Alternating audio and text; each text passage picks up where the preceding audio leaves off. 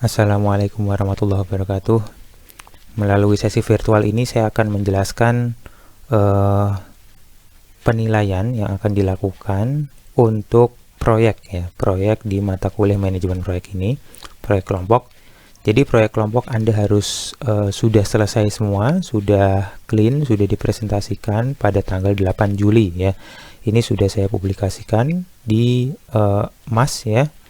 Sedangkan tanggal 15 Juni tadi ya, 8 Juni, 15 Juninya nanti kita akan UAS insya Allah melalui sistem saya ya, agar bisa saya lebih awasi ya. Kemudian di 8 Juni ini yang Anda lakukan adalah presentasi, lebih seperti demo lebih tepatnya ya.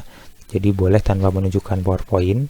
Jadi lebih seperti demo aplikasi versi terakhir yang sudah Anda kembangkan ya. Dan di sana juga Anda harus menunjukkan beberapa hal lain yang sesuai atau yang disebutkan di Excel ini. Nanti saya akan bahas ya. Ya, di sini aspek-aspeknya sudah dijelaskan ya. Dan presentasi akan dilakukan melalui Microsoft Teams karena di sana ada fitur yang sangat membantu, yaitu bisa kita record presentasinya dan recordingnya langsung tersimpan di cloud, jadi tidak memakan storage di lokal dan tidak memakan waktu tambahan untuk mengupload apabila kita merecord ke lokal ya, lalu mengupload, share dan lain-lain ya. Jadi ini saya sudah sediakan tempat untuk mengupload berkas-berkas ya yang dibutuhkan. Nah, berkas yang dibutuhkan dan juga aspek-aspek yang dinilai ini sesuai dengan yang ada di Excel ini ya. Ya, Excel ini sudah saya publish di tanggal 18 hari kemarin kalau berdasarkan video yang saya buat ini ya. Oke, jadi Anda silakan pelajari Excel-nya. Ini adalah penilaian ya, aspek-aspek apa yang dinilai. Kemudian harap menyiapkan ya, karena masih ada waktu kurang lebih 1 bulan ya, kurang dari 1 bulan lah ya. Tapi sebenarnya kan proyeknya sudah berlangsung sejak awal semester ya. Kemudian ya, setiap kelompok harap melakukan penilaian atas kelompoknya sendiri ya. Dengan kata lain, melakukan self assessment berdasarkan atau mengisi Excel ini ya. Dan setelah Anda mengisi ya, nantinya akan saya adjust lagi apakah isian Anda ini benar, objektif atau tidak ya. Jadi nanti akan ada adjustment dari saya. Kemudian semua berkas harap diupload ke sini ya. Ya, lalu presentasi akhir ya, seperti itu. Sekarang saya akan buka file Excel-nya yang pertama, yaitu yang rubrik ya. Yang rubrik ini ya. Oke. Ini rubrik penilaiannya, jadi aspek-aspek yang akan saya nilai beserta kriterianya ya. Ada 3 hal. Yang pertama produk, yang kedua handover-nya, yang ketiga adalah proyeknya itu sendiri, pelaksanaannya ya. Jadi untuk produk saya akan menilai inovatifnya ya, kurang, cukup, lengkap atau sangat lengkap ya. Jadi di sini maksimum skornya adalah 6. Jadi Anda bisa bayangkan 6 dibagi 4 ya, masing-masing 1,5 ya. Jadi kalau kebetulan inovasi Anda, proyek kelompok Anda adalah saya nilai kurang, berarti nanti untuk aspek ini Anda akan mendapatkan hanya 1,5 poin ya. Kalau Anda sangat lengkap ya, Anda akan mendapatkan maksimum skor yaitu 6. Kemudian apakah produk Anda ini memenuhi kebutuhan pengguna atau tidak ya. Lalu memenuhi kebutuhan pengguna lain ya. Kemungkinan dipakai untuk oleh pengguna ya. Jadi bisa jadi produk Anda ini memenuhi kebutuhan namun tidak akan dipakai karena mungkin kurang indah tampilannya, kurang user friendly ya, atau mungkin banyak bug-nya dan lain-lain ya. Kemudian error atau bug-nya ya banyak, sedikit atau tidak ada ya, skornya seperti ini ya. Kalau Anda punya bug banyak, berarti Anda hanya mendapatkan skor 3. Namun kalau Anda tidak punya bug, tidak ada bug atau error sama sekali, skornya 9 di sini. Lalu apakah aplikasi atau produk Anda ini memiliki fitur-fitur yang umumnya ada di aplikasi sejenisnya ya. Misalnya Anda bikin marketplace ya, umumnya marketplace ada apa saja sih ya. Ya itu akan saya bandingkan ya, karena kalau Anda klaim sebagai produk marketplace, maka user akan expect seperti marketplace umumnya gitu ya. Lalu apakah Anda punya aplikasi fitur-fitur tambahan lain yang umumnya tidak ada di marketplace aplikasi sejenisnya seperti itu. Jadi ini faktor inovatifnya ya. Kalau di sini inovatif dari segi ide ya. Kalau dari sini, kalau yang nomor 6 ini inovatif dari segi implementasi. Kemudian nomor 7 adalah tampilan ya, dan mungkin user experience, mungkin animasi atau ya flow dan lain-lain ya, workflow ya. Apakah baik atau tidak, merupakan produk yang layak untuk dijual atau dideploy atau tidak ya. Ini aspek-aspeknya. Jadi kalau di total, maksimum skor dari komponen produk ini adalah 45% ya. Kemudian yang kedua adalah nilai untuk kemudahan handover ya. Handover maksudnya apa? Handover adalah ketika Anda menganggap proyek ini selesai dilaksanakan, lalu Anda deliver ke orang lain atau developer lain yang akan meneruskan pengembangan produk ini ya. Karena sebagaimana kita ketahui dari RPL bahwa produk ada life cycle-nya, kita bisa beberapa kali iterasi, bisa beberapa kali rilis ya. Saya harap ManPro ini ya, sebagai mata kuliah yang cukup mengintegrasikan beberapa mata kuliah yang lain ya, ini produknya tidak produk sekali jadi, tidak produk yang habis selesai langsung dibuang, dilupakan, tidak seperti itu, tapi bisa di-deliver, bisa diteruskan seandainya mau diteruskan. Nah, di sini asumsinya adalah handover yang Anda lakukan adalah ke saya sebagai developer selanjutnya yang akan meneruskan pekerjaan Anda, seperti itu ya. Jadi dalam hal ini yang saya nilai adalah kemudahannya ya. Yang pertama adalah menggunakan framework atau library. Kenapa ini kok saya masukkan? Karena kalau Anda ngoding dari nol, semuanya dari nol, itu sangat custom ya, bisa jadi sangat custom. Kebiasaan Anda ngoding seperti apa, kelas-kelasnya dan lain-lain itu tidak ada yang tahu ya. Namun kalau Anda pakai framework, pakai mengikuti pola-pola yang umum, maka developer selanjutnya, asalkan dia paham framework tersebut, atau kalau tidak paham dia bisa mempelajari ya, dia bisa catch up dengan cukup mudah ya. Ya, jadi kalau Anda menggunakan framework, Anda akan dapat poin ya, di sini poinnya 2. Kemudian kalau frameworknya ini ternyata punya dokumentasi online ya, cukup lengkap, cukup user friendly untuk digunakan, dipelajari, akan dapat tambahan lagi 2. Kalau ternyata framework atau library-nya ini punya komunitas online, FAQ online yang aktif ya, yang bisa membantu lah ya, ini akan dapat tambahan lagi dan nilai Anda akan sempurna, yaitu 6. Kemudian source code Anda mudah dipelajari atau tidak ya. Di sini kemudahannya dari segi ini ya, misalnya disertai komentar, oke, Anda dapat 2. Lalu nama file intuitif ya, jadi nama filenya tidak ambigu ya, tidak membingungkan ya, itu dapat tambahan poin lagi 2, dan seterusnya sampai nama variabel dan nama fungsi. Kemudian apakah tim Anda menyiapkan panduan ya untuk saya ya, karena saya kan di sini yang menerima proses handover ini ya. Apakah Anda menyiapkan panduan untuk saya untuk menyiapkan development environment ya.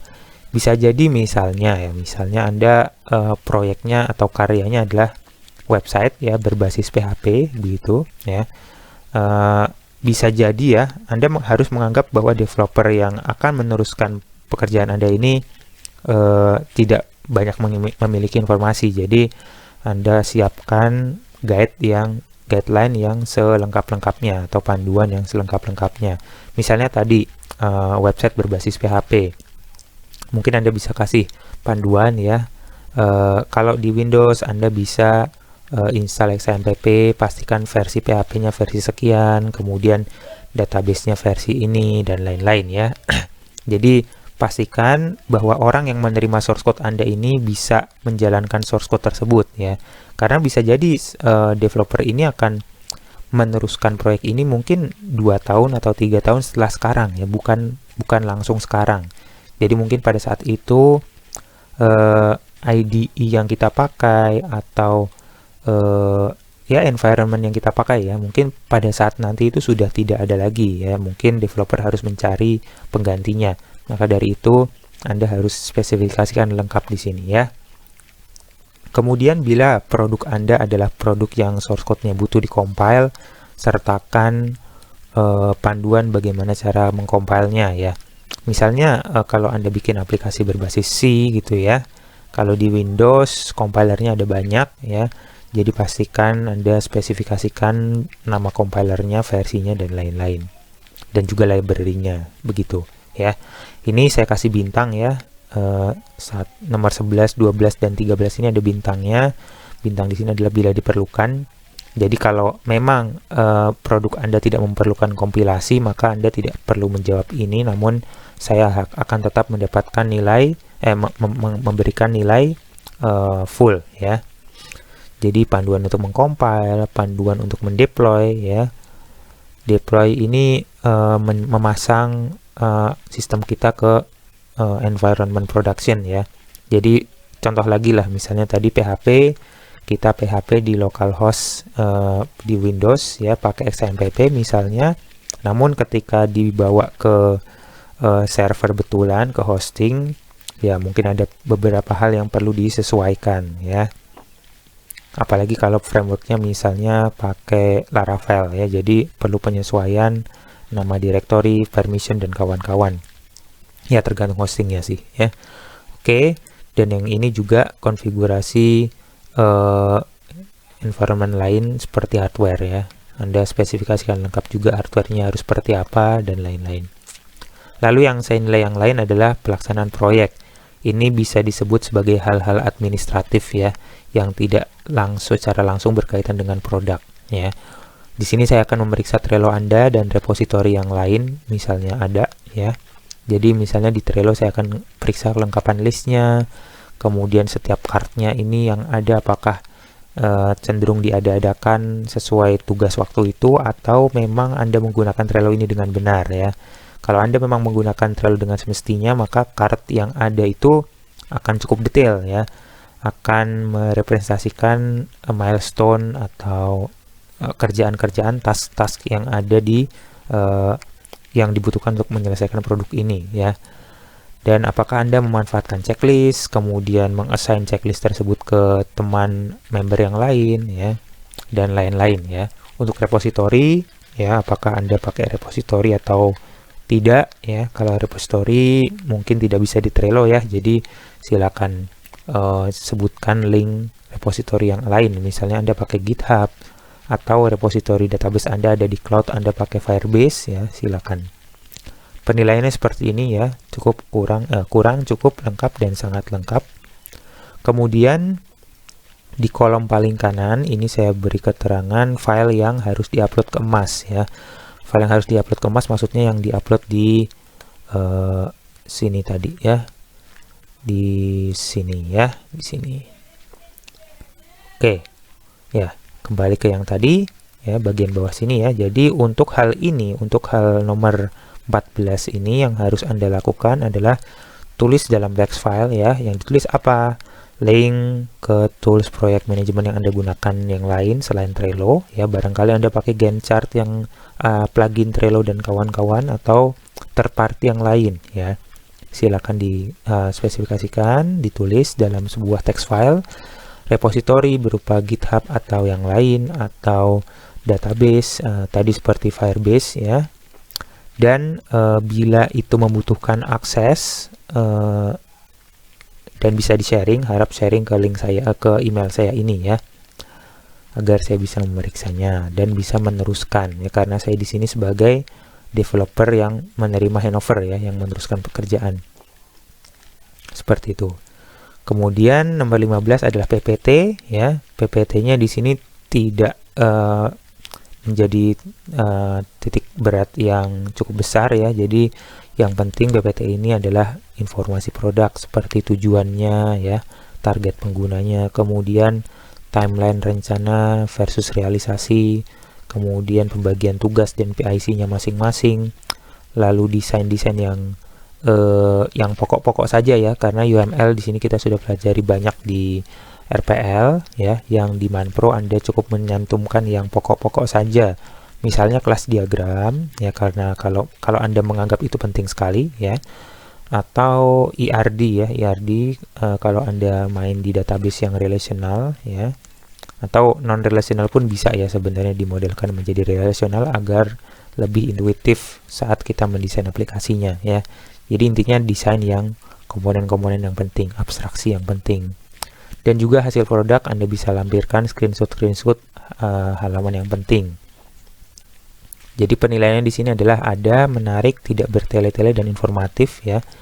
Ini seperti checklist. Jadi kalau Anda saya cek semuanya, checklistnya lengkap, Anda akan mendapatkan nilai 4. Dan file yang mesti Anda upload untuk hal ini adalah PPT-nya ya, bukan PDF ya. Jadi harap disiapkan. Kemudian yang berikutnya adalah video demo produk ya. Kalau Anda belum menyiapkan, ini saya beri kelonggaran. Videonya boleh merupakan rekaman pada saat nanti kita presentasi ya. Presentasi pada tanggal ini ya, 8 Juni. Kita akan presentasi pakai Microsoft Teams. Anda bisa rekam di sana. Namun alangkah baiknya kalau Anda sudah punya rekaman sebelumnya ya, harap diupload somewhere online dan tulis saja linknya ya di dalam text file di untuk kategori, untuk aspek ini akan saya nilai. Kemudian panduan bagi pengguna ya, bisa berupa dokumen ya, atau web, atau wiki, atau video ya, atau interaktif. Interaktif di sini saya mengambil contoh ya. Misalnya Anda pertama kali install aplikasi Gojek ya, misalnya, atau aplikasi yang lain ya, banyak sih ya. Atau Anda pertama kali mengunjungi suatu website, Spotify kalau tidak salah ya, Spotify pakai seperti itu ya. Pertama kali kita pakai interface Spotify yang di website, pertama kali login akan ada intronya dulu ya. Intronya maksudnya dia meng-highlight suatu area dan menunjukkan bahwa ini loh button untuk misalnya mencari nama artis misalnya.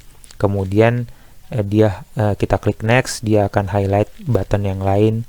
Dia akan menunjukkan area ini akan menampilkan playlist Anda misalnya seperti itu. Jadi itu interaktif yang embedded di dalam aplikasi ya. Ini mendapatkan nilai tertinggi ya. Kalau secara umum penilaiannya seperti ini, ada atau tidaknya dapat nilai 2. Lalu apakah keberadaannya itu informatif ya, teks-teksnya, gambarnya informatif atau tidak, dapat nilai lagi 2. Kalau ada video atau menggantikan ya, video bisa menggantikan yang ini ya, akan dapat nilai lagi 2. Dan yang interaktif ini menggantikan video dan dokumen ya, jadi mendapat nilai paling tinggi ya.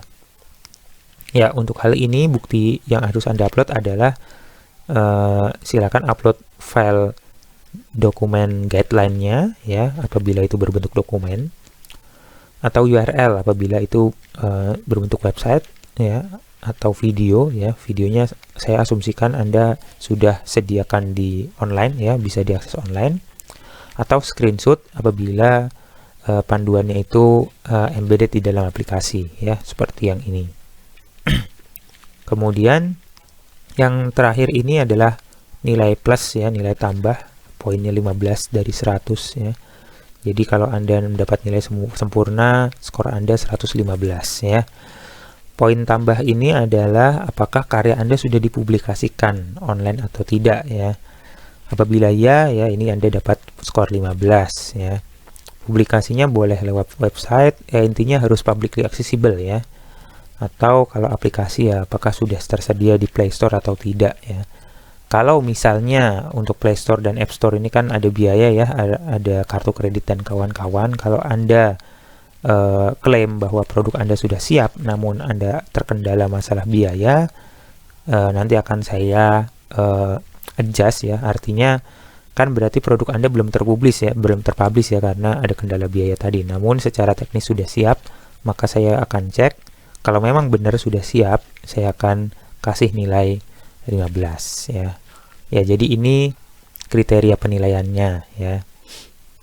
Nah, seperti yang disampaikan di sini tadi ya, setiap kelompok harus melakukan self assessment, jadi mencoba mengisi borang penilaian tadi atau rubrik tadi ya. Ya, saat mencoba mengisi formatnya seperti ini ya contohnya ya. Jadi rubrik penilaian bla bla bla yang tadi, Anda sebutkan nama anggota kelompok Anda dan NPM-nya ya. Kemudian aspek-aspeknya sama seperti tadi, harap Anda pilih ya dengan cara mewarnai ya teks yang Anda pilih. Misalnya Anda merasa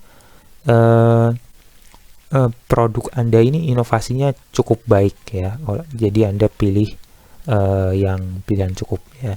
Lalu Anda merasa produk Anda ini benar-benar memenuhi kebutuhan pengguna, Anda pilih yang baik ya. Ya intinya Anda lakukan, pilihlah sendiri semuanya sampai selesai ya. Nanti biarkan kolom yang ini dan ini ya, nanti ini akan saya isi sendiri ya. Jadi Anda cukup